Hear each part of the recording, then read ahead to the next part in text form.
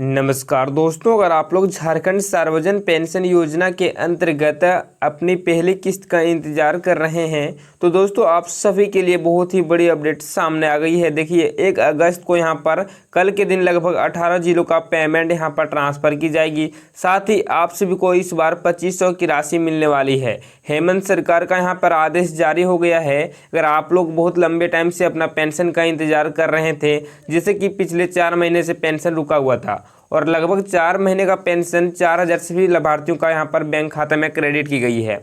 और इस बार जो अगस्त महीने का पेंशन है, कल के दिन यहाँ पर ट्रांसफ़र होने की जो प्रक्रिया है वो पूरी तरह से चालू कर दी गई है और कुछ ही समय में सभी लाभार्थियों का पेंशन दिया जाएगा। और साथ ही कौन सी तारीख को दिया जाएगा, यहाँ पर डेट भी जारी हो गई है। और साथ ही ऐसे बहुत से पेंशनधारी हैं जिसको इस बार पेंशन की राशि नहीं दी जाएगी। यहाँ पर देखिए एक एक अपडेट आप सभी को पूरा ध्यान से देखना चाहिए ताकि आप सबको एक भी अपडेट यहाँ पर मिस ना हो। और दोस्तों आप लोग वीडियो को पूरा शुरू से लेकर अंत तक जरूर देखिए। साथ ही अगर आप लोग हमारे चैनल को सब्सक्राइब नहीं किए हो तो प्लीज़ चैनल को सब्सक्राइब कर लीजिएगा। देखिए झारखंड पेंशन नई अपडेट।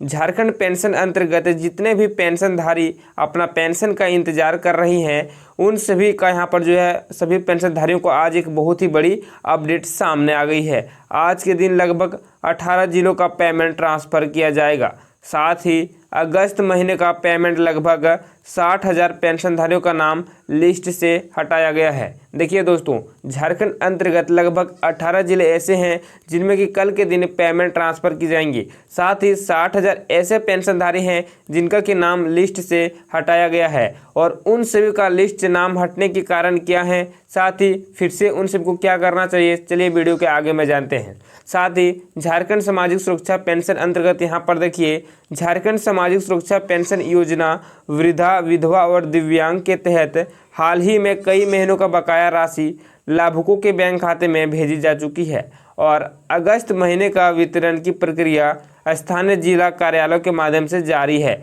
यानी कि दोस्तों जो अभी 4 महीने से जो पेंशन रुका हुआ था उन सभी का बकाया किस्त ट्रांसफ़र की जा चुकी है। साथ ही जो अगले महीने के जो पेंशनधारी अपना पेंशन का इंतजार कर रहे हैं अगस्त महीने का, उन सभी का यहाँ पर जो है वितरण प्रक्रिया जो है स्थानीय जिलों के द्वारा यहाँ पर जारी है। यानी कि आप सभी का पेमेंट कभी भी आपके खाते में आ सकती है। साथ ही यहाँ पर और एक अपडेट देखिए, वृद्धा, विधवा और दिव्यांग पेंशन। झारखंड में सामाजिक सुरक्षा और सार्वजनिक पेंशन योजना के तहत लाभार्थियों के खाते में डीबीटी के माध्यम से पेंशन की राशि भेजी जा रही है।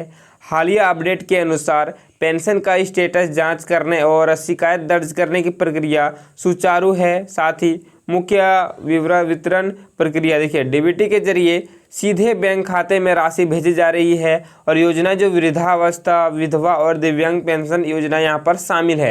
यानी कि दोस्तों अगर आप लोग बहुत लंबे टाइम से अपना पेंशन का इंतजार कर रहे हैं तो आप सभी को जो अगले महीने कल के दिन जो अगस्त महीने हैं आप सभी को यहाँ पर पेंशन की राशि मुख्य रूप से भेजने का काम सरकार कर रही है। और कुछ ही दिनों में आप सभी के बैंक खाते में यहाँ पर 2500 या फिर 4000 की राशि आ सकती है। मान के चलो आप सभी को पिछले किस्त भी 4 महीने का नहीं आया है तो 4 महीने का 4000 और प्लस इस महीने का 1000, यानी कि टोटल आप सभी को यहाँ पर 5000 की राशि देखने को मिलने वाली है। साथ ही अगर आप सभी को पिछले महीने की किस्त 4000 बकाया किस्त मिल गया है तो आप सभी को यहाँ पर 1000 की राशि देखने को मिल सकती है। अगर पेंशन की राशि बढ़ाई गई होगी तो आप सभी को 2500 की राशि इस महीने का देखने को मिलेंगे। ठीक है, तो आप सभी को कितना पेंशन की राशि मिला है या फिर नहीं मिला आप हमें कॉमेंट बॉक्स में जरूर बताएंगे। साथ ही अगर 2500 आप सभी को मिलता है तो आप हमें कॉमेंट बॉक्स में बता दीजिएगा कि 2500 मिला है। अगर 4000 मिलता है या फिर 5000 तो वो भी बताइएगा। साथ ही अगस्त महीने का पेंशन देखिए अगस्त 5 तारीख तक यहाँ पर देखिए 5 तारीख वितरण। राज्य सरकार के नियमों के अनुसार हर महीने की 5 तारीख तक पेंशन की राशि लाभार्थियों के खाते में ट्रांसफ़र कर दी जाती है। 1000 प्रति माह सभी पात्र वृद्धों, विधवाओं और दिव्यांगजनों को डीबीटी के माध्यम से 1000 की मासिक किस्त भेजी जा रही है। यानी कि इस बार 5 तारीख तक आप सभी को जो पेंशन की राशि है आपके खाते में क्रेडिट कर दी जाएगी।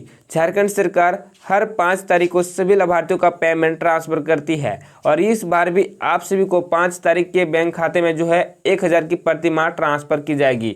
अगर पेंशन की राशि हो सकती है, पिछली बार नहीं मिला है तो आप सभी को 5000 की राशि मिल सकती है।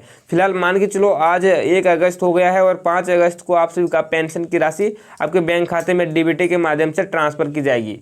साथ ही बैंक खातों में वित्तीय स्क्रॉल जारी। देखिए झारखंड सरकार के कुबेर ई पेंशन पोर्टल पर वित्त वर्ष 2026-27 के तहत जो है बैंकों के तहत देखिए bank of India, Punjab national bank, bank of Baroda, देखिए इन सभी के लिए देखिए पेंशन स्क्रॉल और अमाउंट अपडेट कर दिया गया है। यदि आपका खाता पूरी तरह अपडेटेड है तो राशि समय पर क्रेडिट हो जाएगी।